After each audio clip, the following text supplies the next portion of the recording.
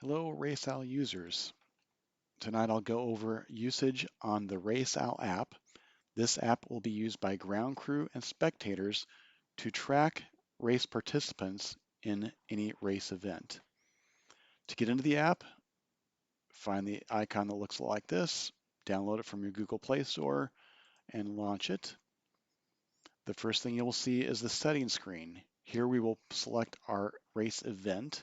A couple ways to do it. You can either pick this drop-down box and select the race you would like to see. In this case, we'll pick the Missouri American Water MR340 and select that. Optionally, you could also do a select race near me, which will look for any race that's nearest you and for the date and time that's closest. In this case, it picked the wrong one, happens to be a dragon boat race, which is going to be coinciding with the MR340. We'll go ahead and unselect that and go back to the 340. All right, so on this screen it's pretty simple. All you need to do is select that race and enter a default racer number. This is the boat that you're going to track the most. So for instance, you might be a ground crew, enter that number here for the boat you're tracking. So I'll enter, let's see, let's put mine in there, 1661, and then I will be tracking myself as I go through the race. Next thing, you would simply go to look at the leaderboards. This shows the current leaderboard of the race. The race has not started yet, so it's not very exciting. But some of the features here are you can see it lists down the various different boats that are currently in the race. Red means that the data is stale, as in it's been at least an hour since we've heard either a check-in, check-out, or a ping of location if they are tracking. You'll see it list here. You have the rank overall, so 1, 2, 3, 4, 5, and then the rank in the division, the parentheses. You have the boat number, and then here is the percent complete of the race course. Start out with 0, end up at 100. This will be the next checkpoint and the estimated time at which the boat will arrive at that checkpoint. Now, there's a lot in this list, especially for a big race like the MR340. So you probably want to filter and down select what it is. A couple ways to do it. If you notice down here, this is the selected racer that I already put in on this first screen. So I've go back to settings, you see 1661, I go back to the results screen, and I've got 1661 down here. So automatically default to seeing more detail on whatever you have as the default racer. I could also pick and choose from this list. So as I click through this, you'll see it actually changing the racer and showing me other details on that person. Okay, fairly simple. I can also filter by division. If I only want to see, say, men's solo, I can select that and it'll show me only the men's solo division and nothing else. I like Dragon Boat, so let's go there, and just one boat there. All right, so anyway, you pick your division you want to see, and it will show you that division filtered through. All right, so go to Teams. Now, notice here, this one's actually a little bit yellow. That just means it's about to go stale. I believe that the time frame is about an hour's worth of no data. Green means, I think, less than a half hour. This is between a half hour and an hour, and red is over an hour of not hearing from them. Anyway, we can filter on the division, and then down here you can also filter on any text you want. So say you want to filter on a particular boat, maybe 1661 again, you can show that. I'm not in the team division, so it won't show up there. But if I want to pick anything that is 57, we'll see only boat 57. Or maybe there's a name of a person that you want to look for. Let's go back to all, and I will look for myself. So I look in marble. And there I go. I've got 3 marbles, all my test boats that I've got entered in the race that I will then have to remove from the race. But you can see you can filter in on certain people if you so desire. Okay, fairly simple and fairly intuitive to do as far as getting that estimation to the next checkpoint. This screen also has the ability to do check-in, check-out, and DNF. This is really meant for ground crew who might be helping a racer as they go by. A lot of times you'll have, especially the 340, racers will not want to stop or mess with the check-in, check-out. Maybe they're not tracking, so they have to do this manually. You can have the ground crew actually do that for you. So you press this button, enter the checkpoint that you've got.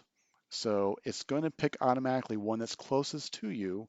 If it is not that checkpoint you want to do, maybe you're remote someplace and you need to check someone in, you can do that remotely. Just make sure you pick the right checkpoint. One note here, especially for the MR340, note that Waverly is your first checkpoint. It is not Lexington. So many times over the last several years, because we're no longer doing Lexington as a checkpoint, people forget and they check themselves in at Waverly, even though they are actually at Lexington. Please don't do that. Make sure you know the checkpoint you're at and you're checking in at. It causes lots of user error.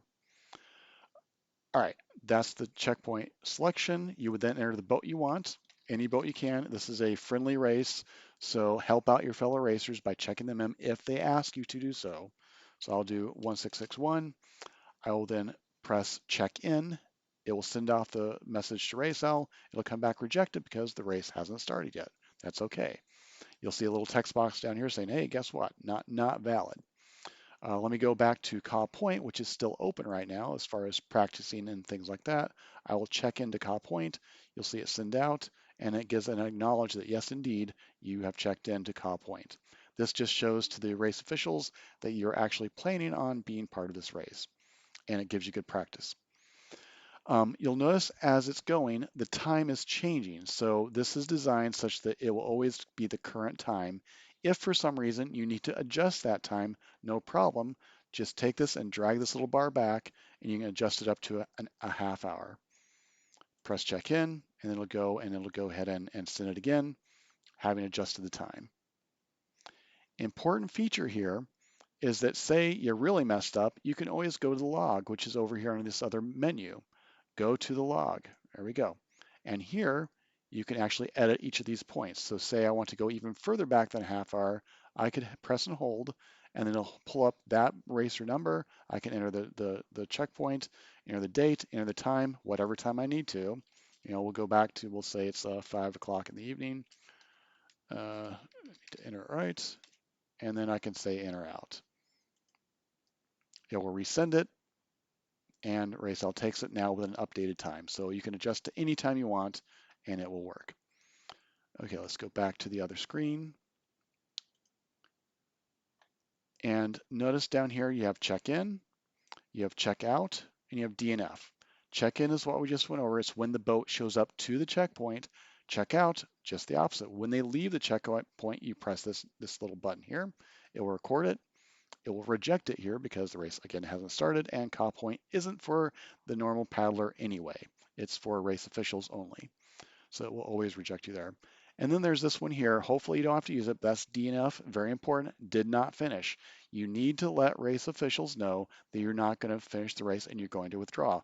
Otherwise, we start looking for you and it makes us really grumpy. So make sure you please, please, please let us know if you're not going to finish the race and that you're going to withdraw. Normally, the checkpoint to use is the one you're going to. So say, for instance, you're heading to, let's say you're heading to Jeff City and you're going to withdraw, you would pick Jeff City as the withdrawal point.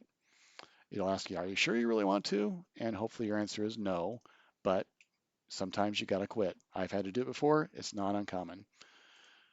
All right, that's check in, check out. You'll get the hang of it really quickly. Next one is really stuff that helps you out with just tracking the racers. These take you directly to RaceOwl.com to check out the map there, and this is a very important one called the ETA, estimated time of arrival, for your racer. Okay, let me go over the RaceOwl.com map first. If you press on this, it's going to take you directly to the race's website and the race map.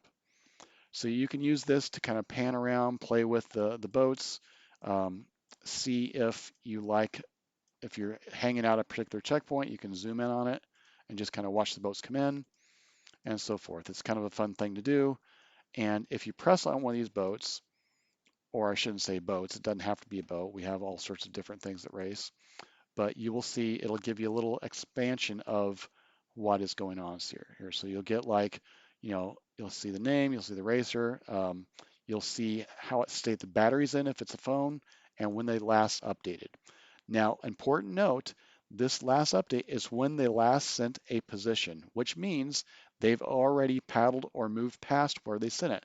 So this map will always be lagging slightly where they actually are. You will need to do some mental math if you want to project ahead to when they're going to come in and use this map. This also gives you an easy ETA to the next checkpoint, whatever one they're coming to. This one is more precise because it says, given the average speed that racer is going, given the checkpoint they're going to, they will most likely be there at this estimated time of arrival. That's only for the next one though, okay? In RaceOwl.com, anytime you see a number with an underline, that's a link, it takes you to the racer's split page. If you click on that, this is golden for ground crew and spectators because there you can see all the estimated time of arrivals for every checkpoint or paddle stop in the race. And you can look beyond that. Now, if you look over, it'll be cut point. Nothing's happened yet. The race hasn't started. But if you go over a little bit, you'll see the ETA to the next checkpoint. So for instance here, for Osage, you'll see its estimated time of arrival here and so forth and so forth. These are going to be fairly accurate for the first few as long as the racers are still moving. If they take a nap, all bets are off. You don't know that it'll throw off the estimated time of arrival because it's assuming they're going to keep on going and not stop. So that's why the close ones, very accurate. The farther one down, some point you're going to take a nap, some point you're going to eat. They are not going to be as accurate. They're going to be delayed. All right. This is the ground crew's best friend right here, this screen. All right, one more thing. If you couldn't remember how to get there, the app helps you out because if you go back here, you see this right here? This is a direct link to whatever racer you have set up here. So if I go back and I've entered my racer number to 1661, that's myself. I go here, I select RaceOwl ETA. That takes me directly to the estimated time of arrival for that racer. So use this well. I think this will be your probably best friend. Okay, so this will be for if I were racing, this would be my ETAs. Okay, fair enough. That's the RaceOwl app. Let me see. This is not as advanced as the iOS one this year. We'll add some more stuff as this goes, but just ran out of time for this particular race. So anyway, this gets you most of the way, and I think it has the key thing as far as ETAs and a link to the maps and ability to check in, check out. All right, that's it. Happy racing. Happy MR340 week.